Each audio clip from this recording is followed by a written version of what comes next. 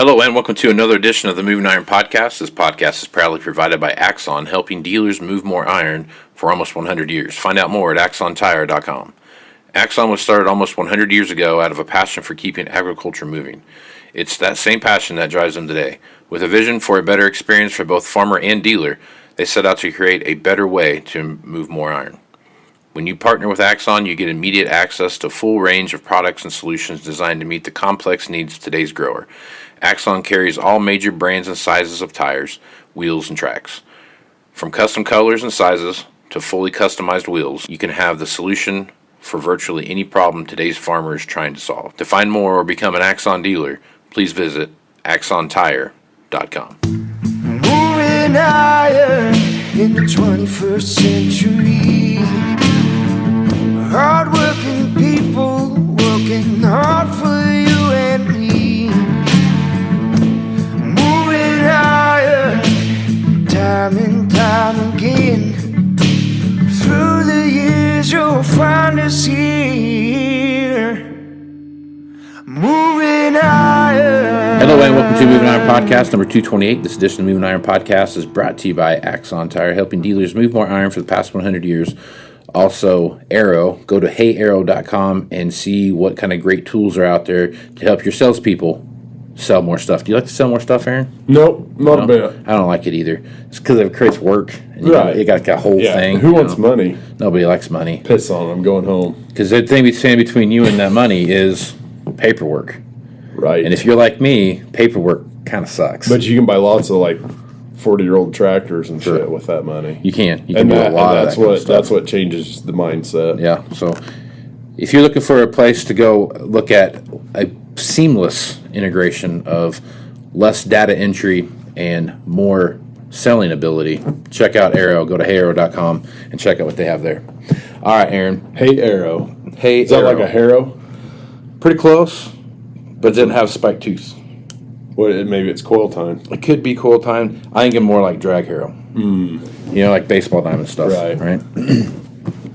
Kind of break up that chain hard harrow. pan. Yeah, it's kind of break up the hard pan on top just a little bit, you know, but not quite enough to really do any damage. Right. That way you get that good second base slide going. Yeah. That way you slide right in there. Okay. Well, how you been, man? Good. Been a couple weeks since we had a chance to talk. Back from the summit. Back from the summit. The summit. We had an opportunity to sit down there with me, you, Eddie Claxton, Matt Hassel. Who else was there? Lou Bordonnet? No, Lou wasn't there. No, Lou wasn't there. Brent Bowen, Bryant Roberts, and Adam Werner. Yeah. All had a nice little chit chat about what was going on. Got a nice view of what was going on outside of the two counties that we live in. So that was a change of pace. But that was a heavily southern. It very was. Yeah, there was a lot of southern. You had south, deep south, Georgia, North Carolina. You had south, deep south, and Argentina. So I mean, it was way down there. So, but Chile. No, we had a good conversation there. Fall period, we're in the infamous last quarter of the year, which typically is two things. One, you got high volume auction stuff going on. You've got high volume, maybe need to burn some tax money. This year is a little bit different year because, there's auctions that you can go buy stuff at. Mm-hmm. There's a few retirement auctions, estate auctions, those kind of things. A little bit of equipment on the overall dealer kind of lot, whatever you want to say, however you want to call that. But it's just, there's not a lot of it out there. No. Right? Low inventories. And we don't have much carry out. No, we don't. We sure don't. Our velocity report would be the market would be going crazy. But when you take a look at the things that are out there right now, there are some driving factors we've talked about in the past, and this is one thing that we've kept close attention to the whole time we've been doing this. So at least this last half of the year is watching the combine marketplace. So if you want to go back and take a listen to what we reported at the end of August, 1st of September, there were 10,500-ish combines on Tractor House's website, tractorhouse.com, right? Now, if you fast forward to today's date, which is Wednesday, 28th, September 29th, 29th. 2021, there are now 9,353 combines out there. We made a big deal of tractors and how fast they fell off and all those kind of things. This is of epic proportions, I think is the best way to put this. When it gets to 5,000, then I'll throw the epic proportions out there. Well, think about how far that's come down from the beginning of the year, though. But keep in mind, too, the 9,300, that's from a 55 round back to an X9. Yeah, no, that's true. That's every color, every size. Every color, every size, but if you look at what's out there, where you at? Here you are. If you go out there and take a look what's there, I mean, as far as that whole mix goes, Alice Chalmers still got 7 combines out there for sale if you're looking for one. Good job, Alice. They're hanging on, tooth and nail. But if you look at the big 5, if you take a look at Kloss has got 550. You've got Lexion out there, which Lexion and Kloss, the same thing. So there's actually 583. Massey, there's 197. There's 2 Massey Harrises out there. So there you go. Those are from the original combine run back in. Yeah, they're the 21As from Harvest Brigade. Gleaners 355. John Deere, there's 4488. Case, there's 2643. So if you really stop and think about that for a minute, that number from the first of the year is about 4,000-ish off of where it's at. Yeah, I get it. That's a big number, dude. Yeah. So we're talking about 30% reduction, 35% reduction in the overall It's a start. combine thing. Yeah. So it is a big deal, and I think that there's the reason I think that this is happening more than anything is, one, it's one of the few things that are still in relatively high demand. I mean, high inventory numbers comparatively. Like, if you wanted to go buy a 3-year-old tractor with 1,500 hours on it, you better be the first. You better know someone that knows someone on the inside, Right? So you can get that right. If you want to buy a 2-year-old combine with 500 hours on it, you really don't need to know anybody. No. Grab your phone. Just pick the phone up and call someone, right? You can still do that. But again, combines still are the one machine that never really got updated that much, right? Over the last 5 years. Guys ran those and just kept fixing them, fixing them, putting the wear parts in there, the belts, the things, those kind of things. And because we've sold new combines to guys who've traded in 14s, 15s for the new one, right? Which is what they did last time, right? Yeah. So now, as you take a look at this, the odd thing about this, though, the big differentiation that we saw in this combine market compared to the combine market we saw in 12, 13, 14 is that typically, if you sold a used combine, you also sold a used head, right? Either it was a platform head or a corn head or something like that. One of those two things happened, if not both, right? In today's market, everybody updated all their corn heads and their platform heads, and then we're like, yo, you know what? We probably should update the combine too, I guess now. Because it was so disgustingly hard to trade for the longest time on combines that now, if you take a look at where they're at now, it's not that bad compared, like, when you start looking at the big picture, like what it was to trade a combine to where it is today to trade a combine, those numbers aren't nearly as far apart as they were. Explain that a little bit. So trade values have come up a little bit on machines, you know what I mean? They're not, but the other side of that too, the flip side of all of that is the amount of machines that are, conversations that I'm having with machines that are like 1,800 up. Oh yeah. That are 1,500 up. Those kind of machines. And they're, the guy wants this 1-year-old trade-in or 2-year-old trade-in's coming in, but his new one, the guy that's getting this one over here, his new one got pushed back till whenever, after harvest. So now that 1,500 or 1,800 separator hours is now going to be, it might be 1,650 to 1,900, 1,950, 2,000, something like that. So now what I'm seeing happening, and you tell me this because you deal with a lot more combines than I do, but what I'm seeing start to happen is that new kind of that hour range is changed, right? It's no longer the 1,500 hour combine that's this price. That was the same price machine now. That was 1,500 hours 6-8 months ago. It's now the new 1,700 hour machine, and that's at that price now. So So you had a 1,500 hour combine, and you were selling it for whatever, $110,000. Today you're going to sell that same combine for $110,000, but it's got 1,700 hours on it. a little bit. There's not that is happening. That specific combine you're talking about is probably just a bad example, because that machine, not really. It's worth what it's worth.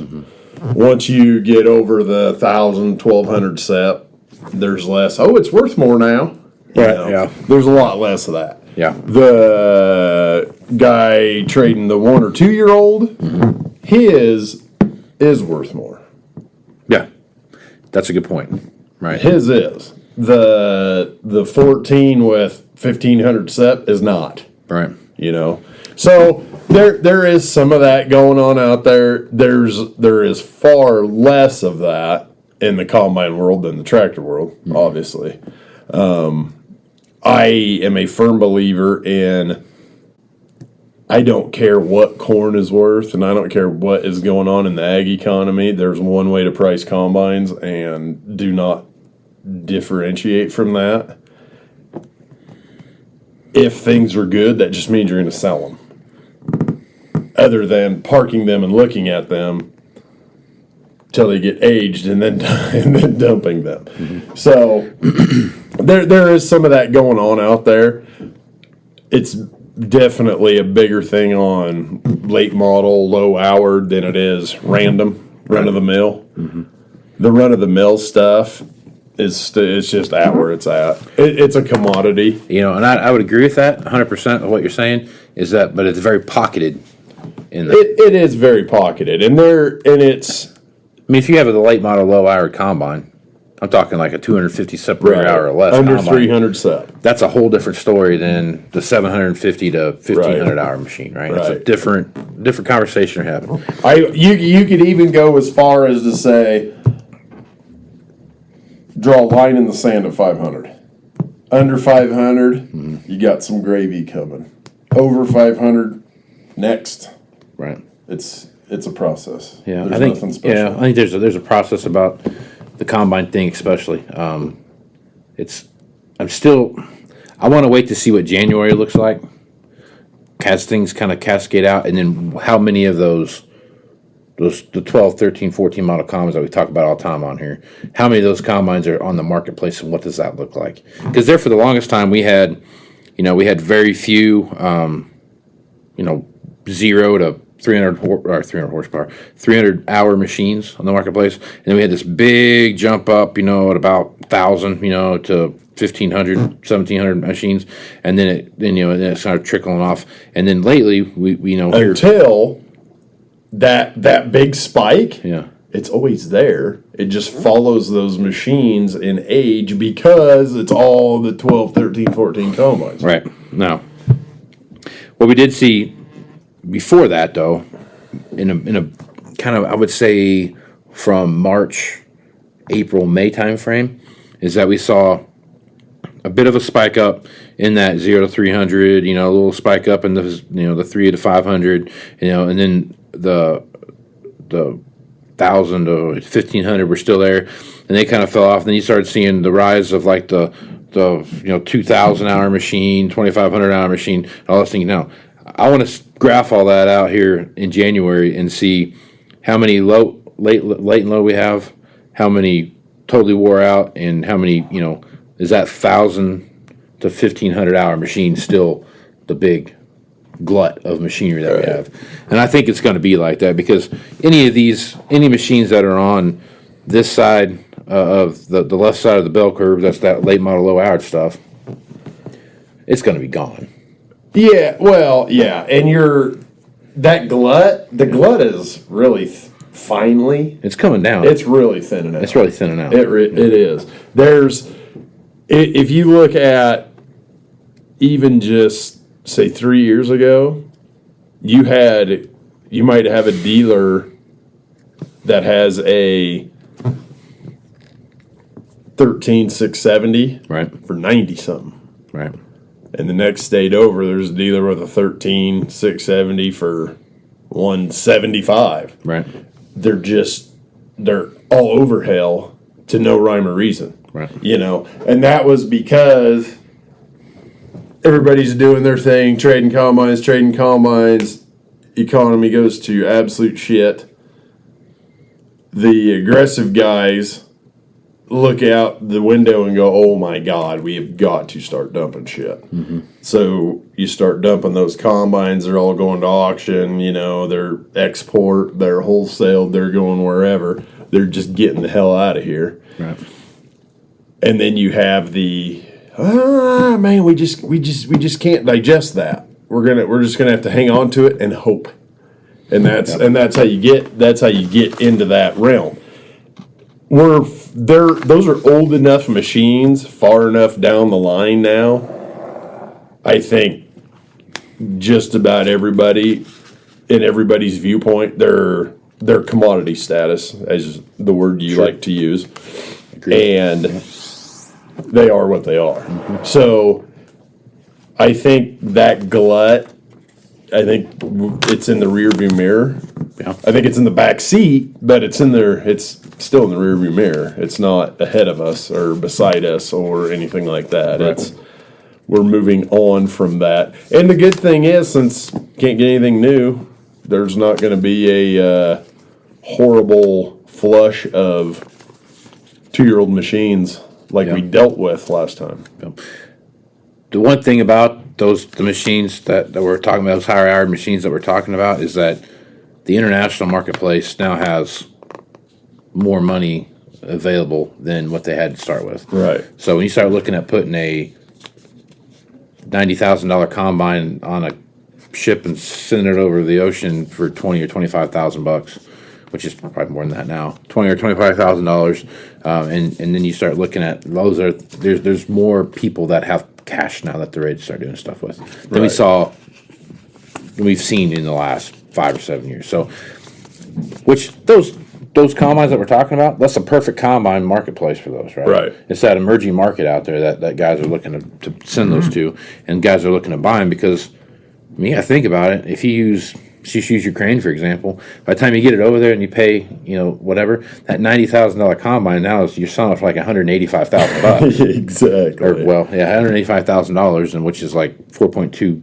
billion hryvnias. I mean, it's a big number, it's a big number, but it's,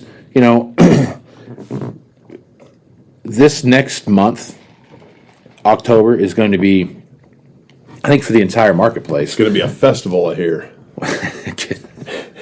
Oktoberfest, sure. We're gonna drink from the Das Boot. Yeah.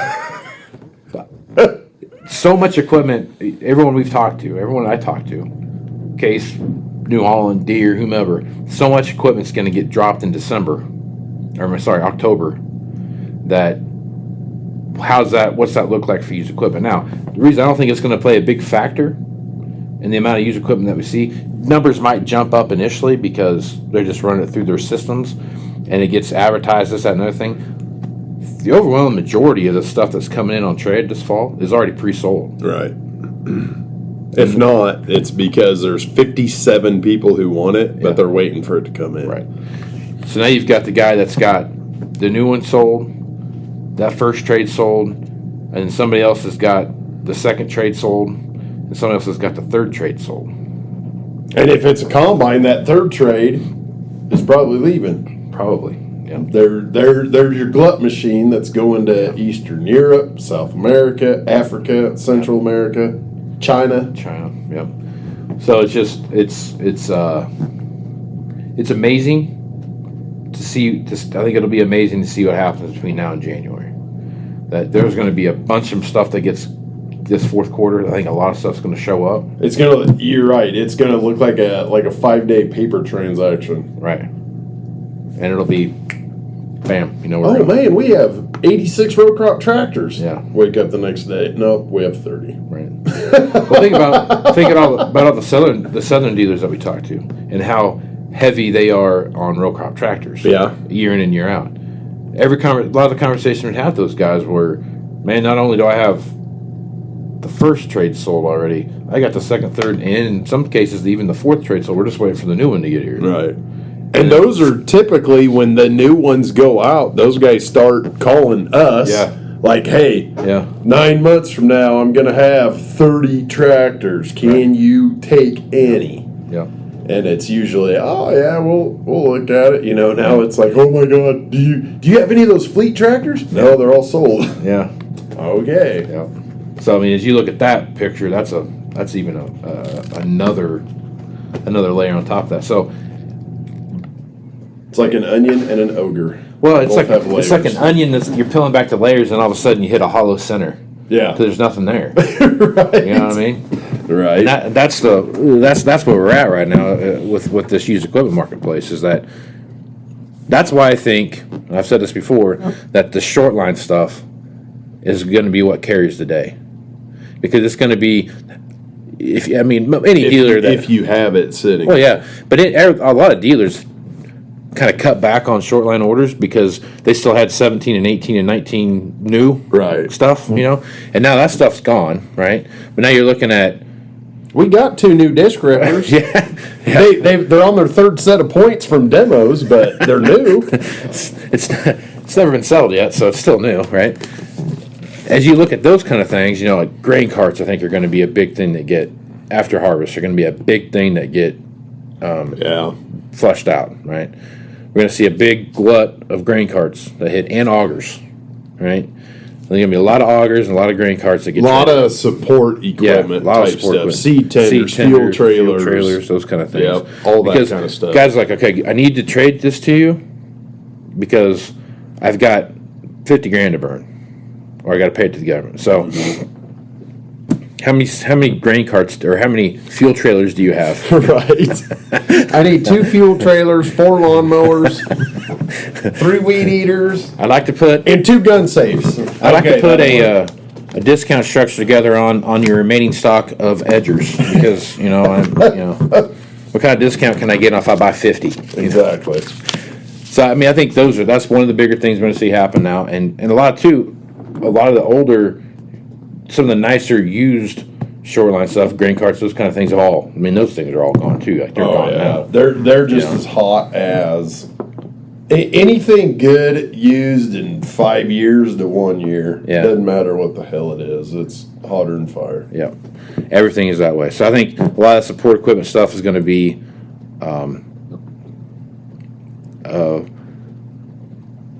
support equipment in general. I mean, grain trailers. I mean, Yeah. all that kind of stuff. It's all going to take off and run. So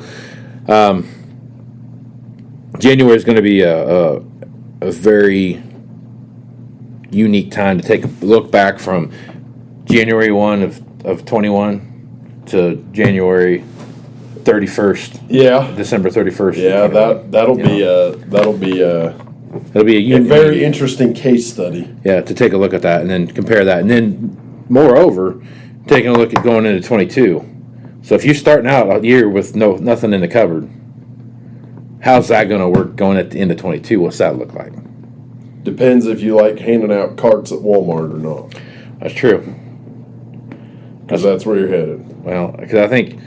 That's where I'm headed. Well, no, I mean, but the thing about 22 that's going to be unique about 22 is that it's like those scenes in the movie, when you've got like some kind of post-apocalyptic thing happens, Right. And someone finds like 4 bags of rice, and everyone's like, Only it's microchips. it's only microchips, and everyone like bum rushes this place with the 4 bags of rice. And they end up ripping open the bag of rice so nobody gets any rice. Right. Which I've watched, like, come on, right? it's going to be the same thing. There's going to be like 3 or 4 pockets of time throughout 2022 when all the stuff hits, and then it's going to go away. Then all the stuff hits, and then it all goes away. Yeah, I get it. It'll be interesting to see if 22 follows a similar pattern that 21 followed. Because now 22 is like everybody understands what. Well, like 21 started a little bit above even keel, I would say. Yeah. And then very quickly got hot. Yep. And then very quickly turned into the shit show we're in. Right. So if 22 was to mirror that same scale, we're starting with shit show. Where do we go from there? But here's the deal: everybody understands what a zombie looks like now. Well, You know what I mean? So now everyone knows how to handle the situation. Right. Conversation we had with plenty of customers a lot of customers were, hey, we need if you're interested in doing this, you need to do it now. I bet if I come up with X, you're going to give me Y. And we're like, no. No. No. We're going to give you a flaming bag. You have 30 seconds if you want that combine in 2 years. Right. And that's kind of one of those things where, as we had that conversation with them, I think now when you go to have that conversation with somebody, you're like, hey, listen, if you really want this machine, this used machine, I'm telling you right now, when I hit this button, everyone's going to see it. So just if you're interested in it, let's figure it out. And I think more of that stuff is starting to kind of take hold.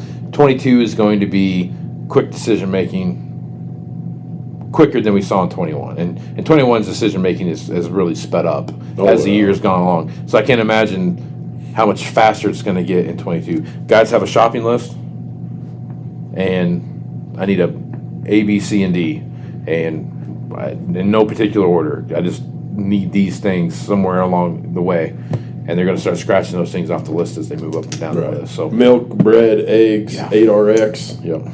That's exactly right. Half and half. Exact merge. Lunch meat. Yep. So as that thing progresses along, it'll be interesting to see how the overarching structure continues to grow and what these numbers look like. That stuff out there listed on the internet. Yeah. You know what I mean? You just get stuck saying the same thing all the time, shit show, it's an adventure, blah, blah, but it is. Every damn day is something. Yep. So this is probably the first year in my entire career that I have had a month where I have unsold more equipment than sold. Yeah. Be like, oh, yep, that should be in here, and we'll get her settled up end of the month and get her delivered, and guess what? That's going back to the farmer because the new one didn't show up. Right. And then your trade that this guy bought, same thing, and oh my God. Yeah.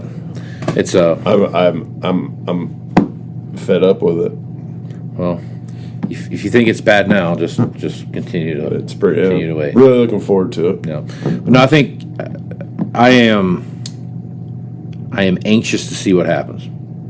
Because there's going to be decision making is going to be a different animal of all kinds. Yeah.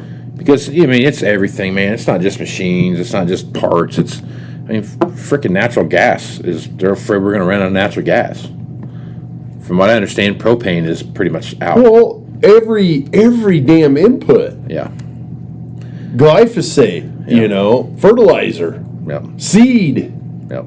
Everything is like, even that shit is either short, missing, 8 times higher than it should be. Everything is just insane. So the last podcast that I did with Sean Hackett on Tuesday, we talked about this, and he's basically said, the idea of just-in-time inventory is going to go to the wayside because guys now that don't have feed for their cattle. Right, they're scrambling to find hay. They're scrambling to find this, that, and the other thing. Mm-hmm. All these different manufacturing companies out there that don't have X, Y, and Z.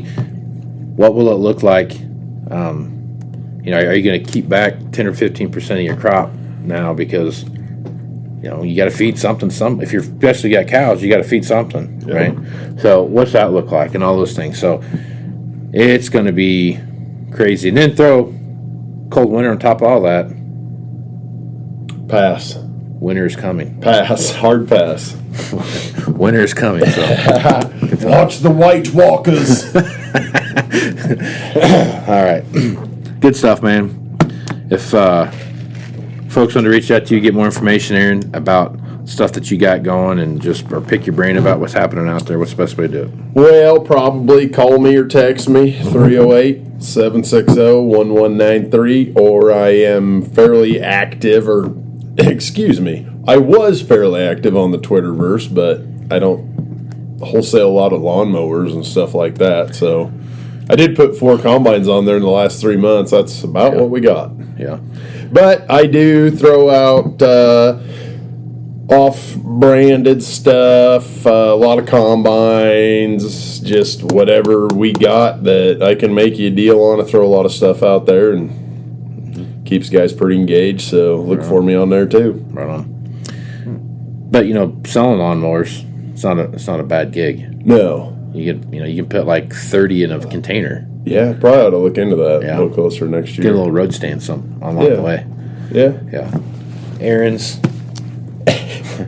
lawn care and stuff. That's got to get a ring to it. Buy your D series trade-ins, container full at a time. Yeah. Good stuff, man. All right. I am Casey Seymour. Find me on Facebook, Twitter, and Instagram. That's where you're going to find all the latest editions of the Moving Iron podcast as well.